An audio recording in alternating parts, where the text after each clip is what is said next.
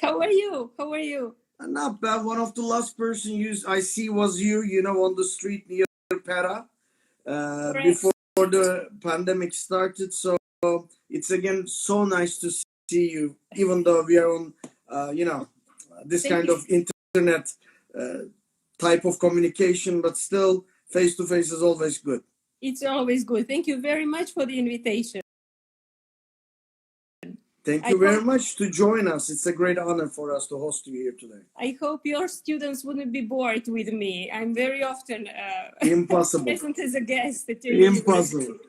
Impossible. Madam Consul General, first, in order to introduce you to our friends, I'm not going to say so many things. I'm just going to say one important thing, which is very important for me and for my university.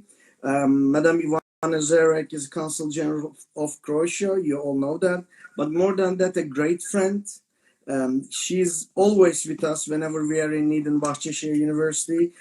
She was our guest in, actually, I don't want to use the word guest for you anymore. You are the host in Istanbul in any kind of event. So she's always lovely. She always gives a very great and beautiful energy to the students, to everyone. So once again, I would like to repeat, that's a great honor to host you here today. Important time these days because Croatia is becoming the head of European Union, leading terms coming, right, in June. Am I right? No, we are just now leading.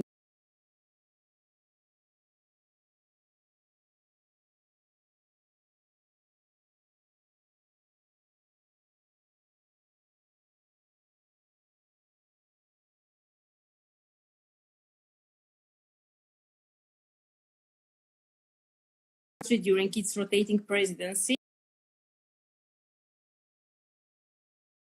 Dynamic of the presidency became completely different. We expecting really different approach to the presidency.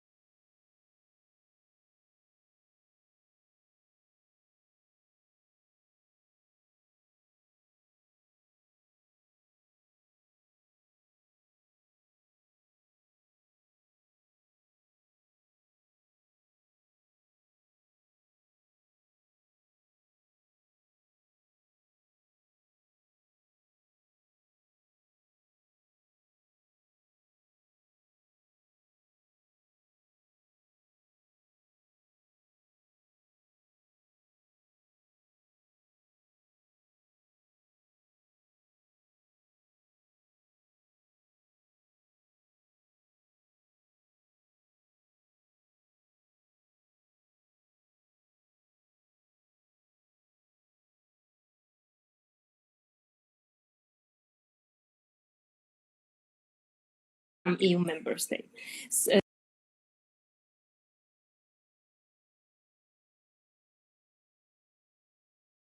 States. So our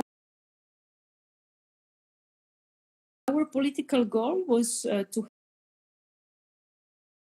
help Northern Macedonia and Albania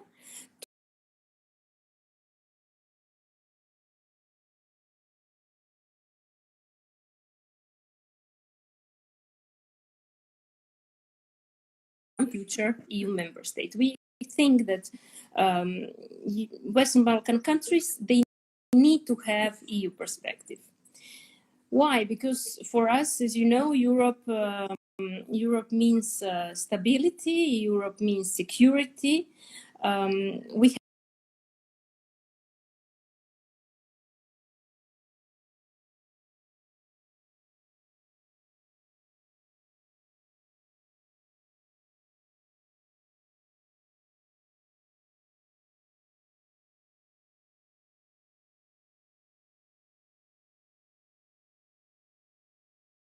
our first president.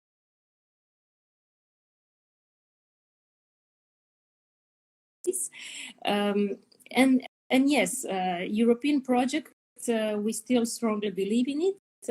Of course, we are very sorry that UK left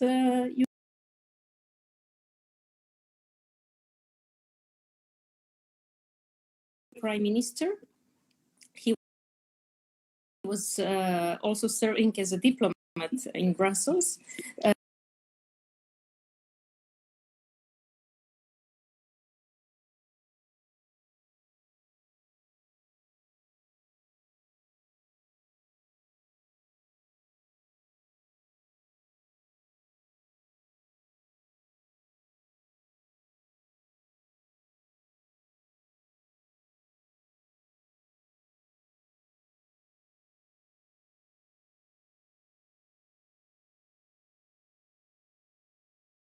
Now, of course, conferences and meetings online. A lot of ministerial meetings usually should be organized in the capital or in some city in the country who is leading the presidency. We're very well prepared that Zagreb as a capital hosts all European Union leaders. Badly, we needed to switch online. However, we reached, although the pandemic took all the priority, of course, we managed to reach our political goal. And agreement was done that Northern Macedonia and Albania can start with the negotiation process. 6th of May, we had a summit, virtual summit with all EU leaders, where the declaration named the Zagreb Declaration was adopted. Even though the wording was not exactly maybe confirmed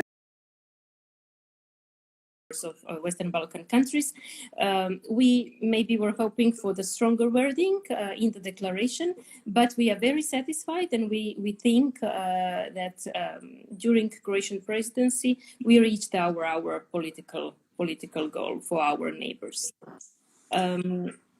Please. The question is this. There had been a lot of questions lately about expansion of Europe, shrinking of Europe.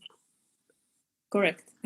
Collapse of Europe, getting out of the pandemic, even stronger Europe. So all opposite stuff, but there's a lot of questions about this. Now, the real question is, where do you see Europe is going after the epidemic? Because, actual pandemic. The reason why I'm asking this question to you is this. We had a lot of guests, academicians, diplomats, and even foreign ministers in this program in the past 47 days. Ambassadors, consul generals from different parts of Europe, all different views. From Italy to Spain to Germany to France, I mean, you name it. So from your country's perspective, how do you see after the pandemic, Europe is going to decide its role? Look, Europe still means, as I said, like a key word is peace and security. So that's the only territory, I would say, common territory that didn't expect war for years. And that's the strongest element, I would say, and the strongest, I would say, factor that I believe and my country believes strongly in European projects, and even the stronger Europe, even the stronger and more influential Europe globally. We didn't like any kind of analysis that it can be like one part of Europe that it's going in one speed. You maybe heard this term, different speeds of Europe. Yeah. We didn't believe in that. We believe in one coherent and strong Europe. Europe still means for us human rights, media freedom, good governance, gender equality, and we believe, in our politicians and people still believe in this, all this. Now in the pandemic, also you saw different approaches to pandemic from Italian, of course, with a huge number of patients, Croatian way of quarantine, Swedish.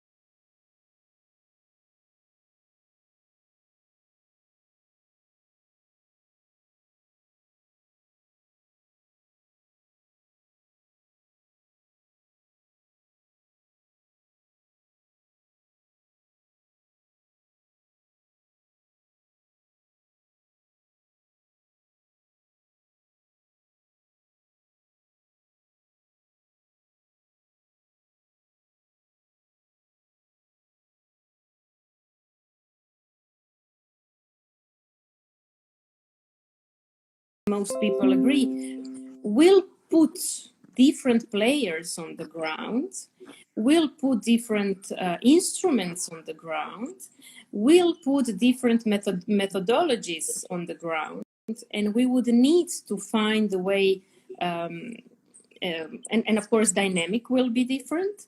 We would need to find the right timing and the right combination of all these players, stakeholders, and instruments to be effective at the European level, at the European field, and of course regionally and globally. And I think that, of course, this pandemic will change a lot. Diplomacy will change a lot. Way of governance will change a lot. Different things. The question is Brexit. Now, My God, sorry. the story of European Union and Great Britain is a long, bumpy road. You know, they tried to came twice. Charles de Gaulle refused twice, and then they are back. Now they are out again. I don't understand the story between Great Britain and European Union. Anyhow, the question is how it is. But let me ask like this. Still, when you look at the structure of the European Union, there's a balance of power inside. Actually, the European Union mentality, the ideology behind this, the peacekeeping behind it, always built on Great Britain, Germany, and French balance of power, right? Now, I always wonder when I was thinking about the Versailles Agreement and the kind of 1800s, even the beginning of 19th, by taking Great Britain out of the system. Do you think the balance of power in the European Union is going to shift from somewhere to another country? Do you think Germany will be too powerful? Can France balance it? So on and so forth. There's all crazy questions coming up, right? But there's one reality that we are sure: Great Britain is out. So a major country to three. It was extending the balance shift. Right now, there's just two big countries over there. So how do you see, from the balance of power point of view and perspective, how do you see the future of Europe without Great Britain? Look, when I talk to students, I like to say that, of course, UK went out and it's a divorce because nobody can understand all this long process that was happening in Brussels. But I like to say this sentence of Tolstoy in Anna Karenina. If you remember at the beginning, yeah, like all the marriage, all happy marriages are alike, and all unhappy because of their own special reasons. So I think UK, of course, was part of EU for a long period of time, extremely important country. But then something happened, and we had a problem, and divorce happens, and you know all these emotions that usually go out after broken relationship. They are here. It's like disappointment. Money, a loss of finance, a lot of money, because that UK should pay a lot of amount of money to Brussels, and all these disputes and all this negativity that goes out of a broken relationship. Yeah. But so that's something that usually students keep in mind when you say UK and exit of UK from Europe. So we'll see how everything will go now after pandemic. But I don't think that we will have like shifting of power in 2 or 3 countries. I will tell you also why, based on my personal experience. That's really my experience. I was serving in Estonia during Estonian Croatian presidency. So you can see one small country, new EU member state, comparing, for example, France and Germany, but they are number 1 in digitalization. For example, they are completely paperless. They work. Everything there is online. They're extremely fast. They have extremely. They have a kind of embassy in digital embassy in Luxembourg, keeping their data. Different. It means that some new instruments would be more important, like digitalization, like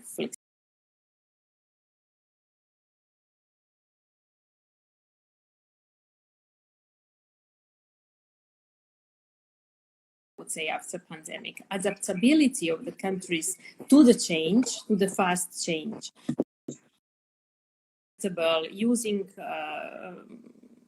amazing in an amazing way digital tools, then they can be competitive and they can be influential and they can give an impact. So I definitely like France and Germany. Of course, they are like core, and Benelux. Of course, they are like founders of the European Union, and of course that Belgium, when they had like a few presidencies, or I really don't know the number of.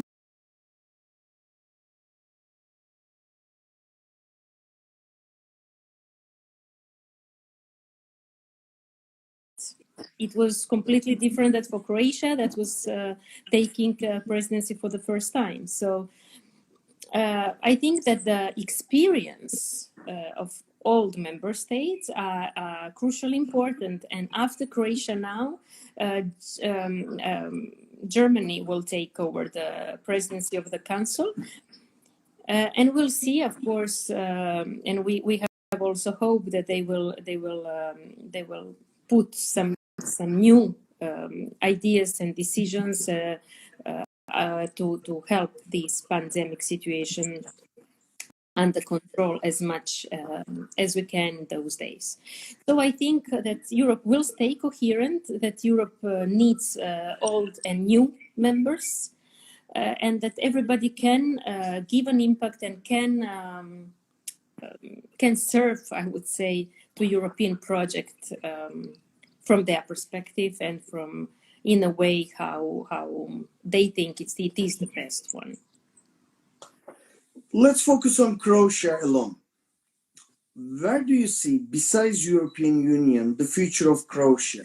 Like, obviously, I'm talking about in European Union, but what I mean is individual relationships, like Turkey, for instance. Where do you see Croatia's individual plans, future, adaptation and motives?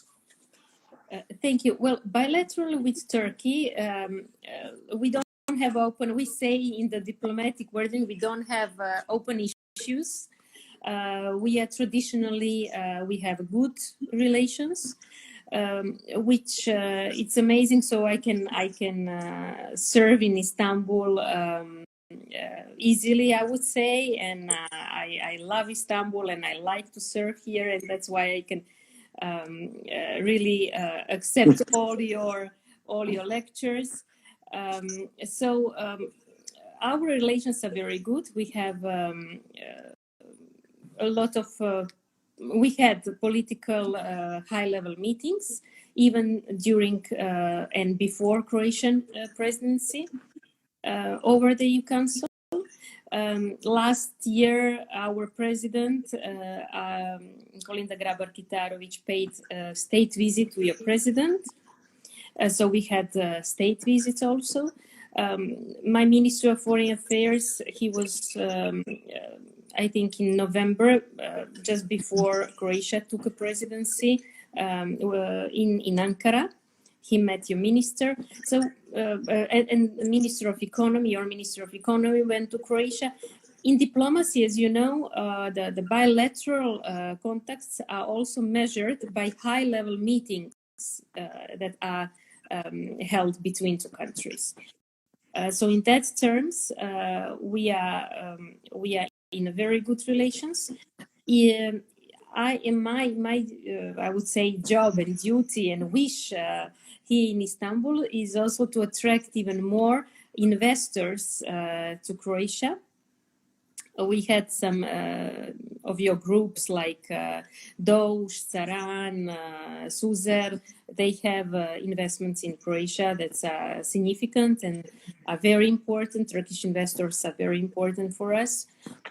And I would, as I said, really would like at the end of my mandate to see even growing figures in that sense. So Croatia, as I would say, small country of 4 million people, is depending a lot on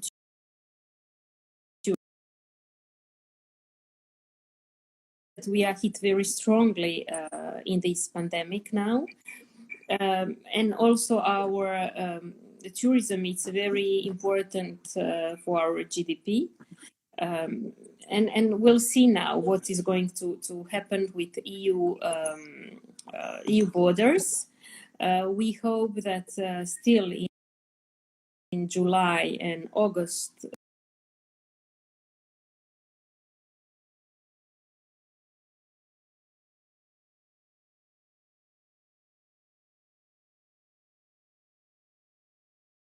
can have something from this touristic season. So we are perceived in Europe as Mediterranean country also. We are very important for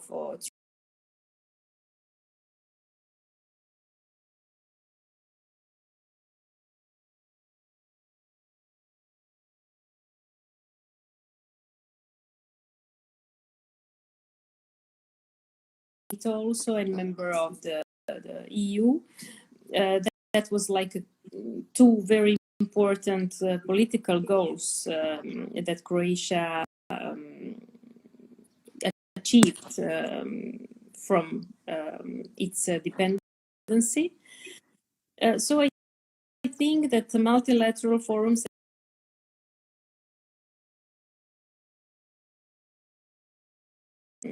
in this coordination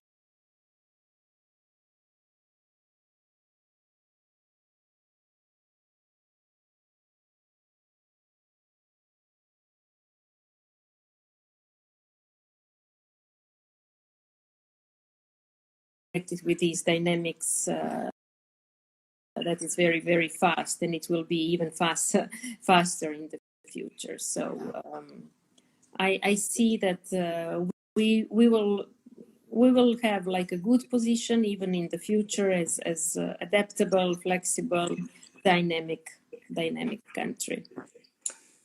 Now, as a diplomat, as someone who can see the heart of the Europe very well. Now, there's a lot of tourism investments from Turkey to Croatia via hotels, or one of the most important directions lately from Turkey tourism-wise is definitely Croatia, and I think via versa, it keeps on, having a good exchange in the tourism level. But now, because of the pandemic, as we all see, especially the people are worried. We keep on hanging out with a lot of colognes or anti-disinfectants with masks and everything. So the last thing people think is going to another country, especially to another country, to a holiday, because when you come back, it's 15-day quarantine. So, I mean, tourism is stopped, right? Now, Croatia, as you just mentioned a couple of minutes ago, lately, by the way, a beautiful country for the ones who never see there before. Thank you. You know, I love it. But the real question is this. There's going to be a couple questions over this. One,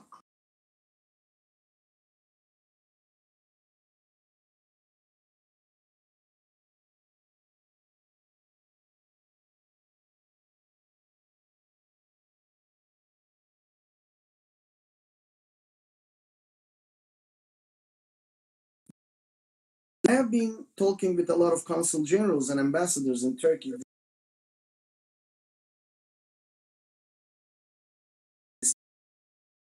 True, they just stopped. They just the bridge, and now Sweden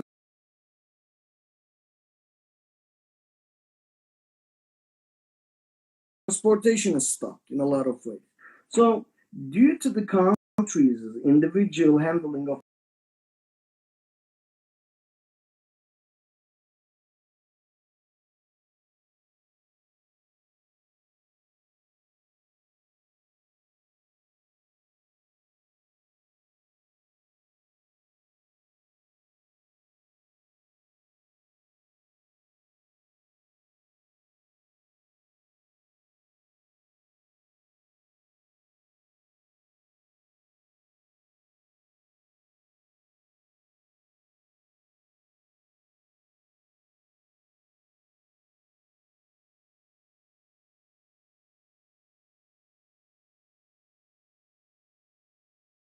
Well, um,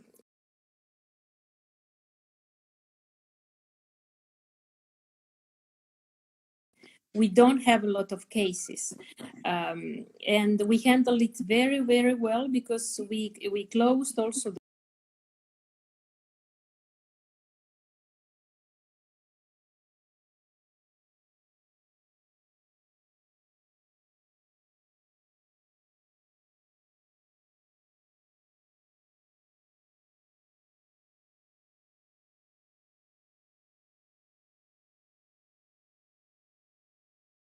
not in touch with so many so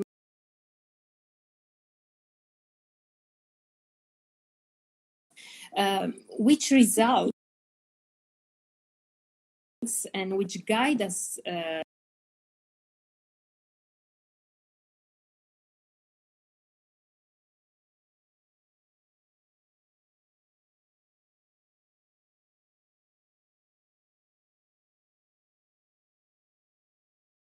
we had a very, very strong team in Croatia of experts, top experts, who were monitoring 24 hours, 24/7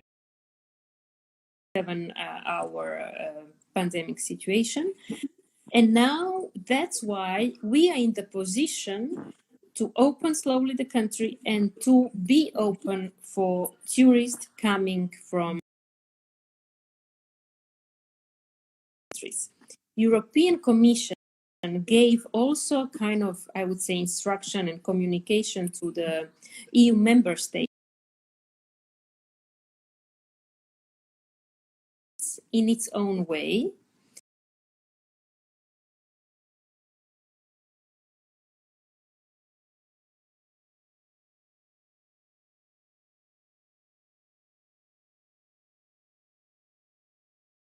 Discrimination within the Europe. So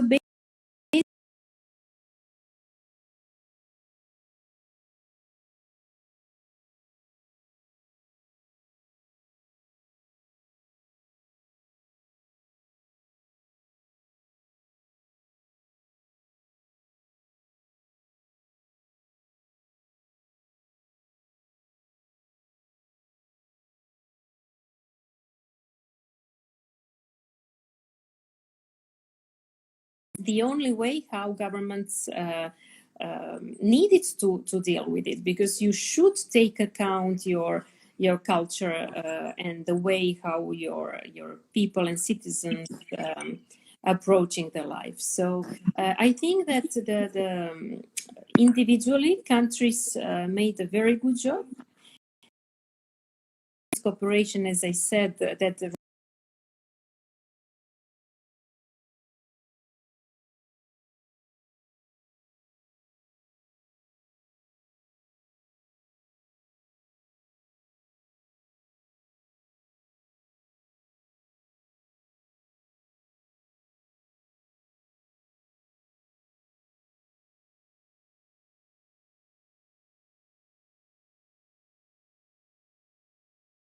but we will see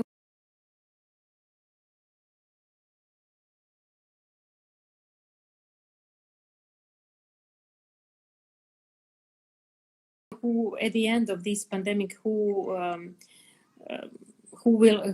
basically did the best job. We will see it. Now we can't measure. We can have a state of play now, but everybody are also afraid of the second wave of the pandemic, that we don't know if it's going to come or not.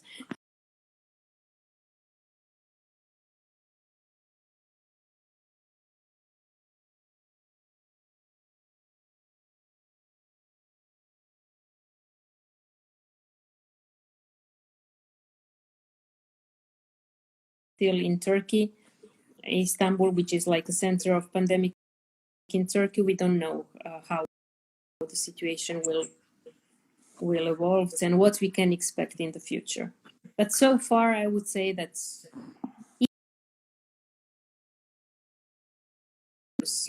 I see on the street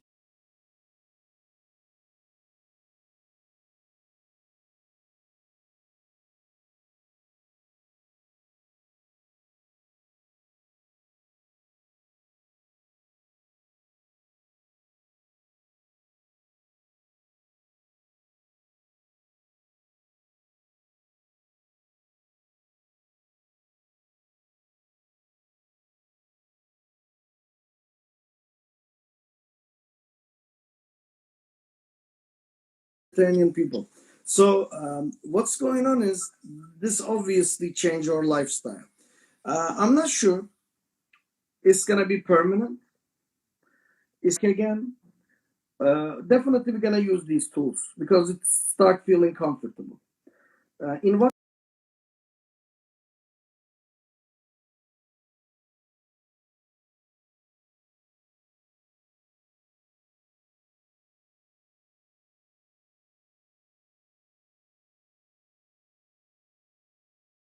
process is going to change the approach of diplomacy? Do you think there's going to be in diplomacy?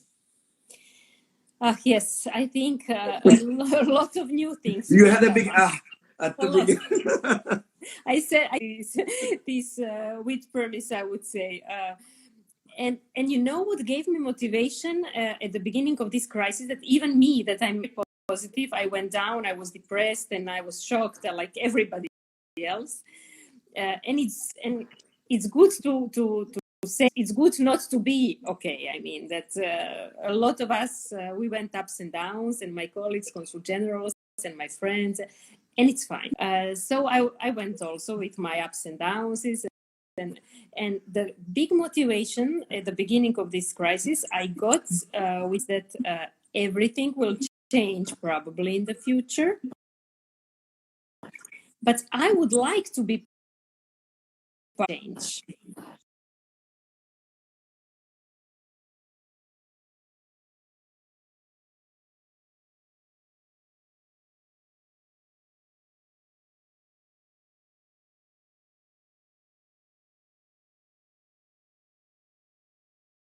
Opportunity, of course, this typical sentence that it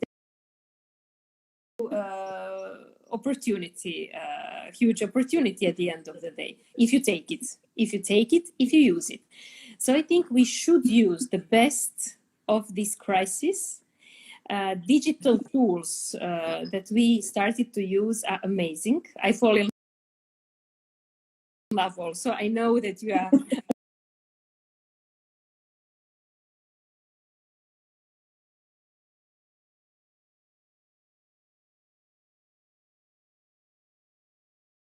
general talks or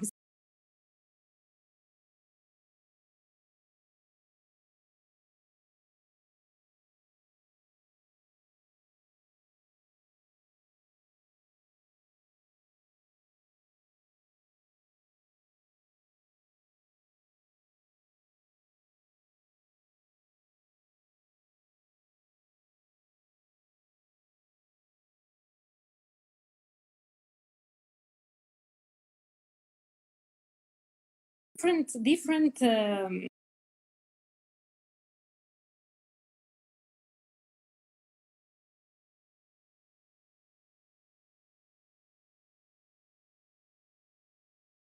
after pandemic. Diplomacy will change the focus in general in economy. That's my personal opinion.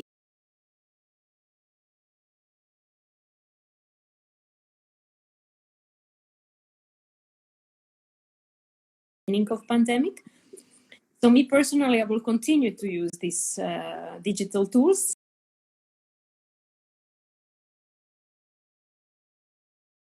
Human element, as you said, this is something that I miss still a lot.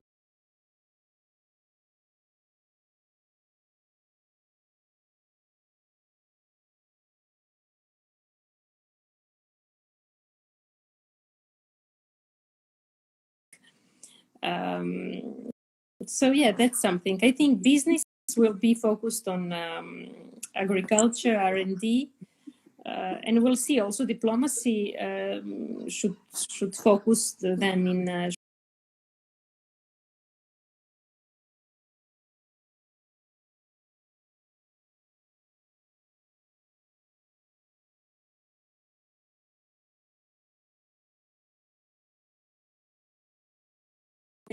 Went through already.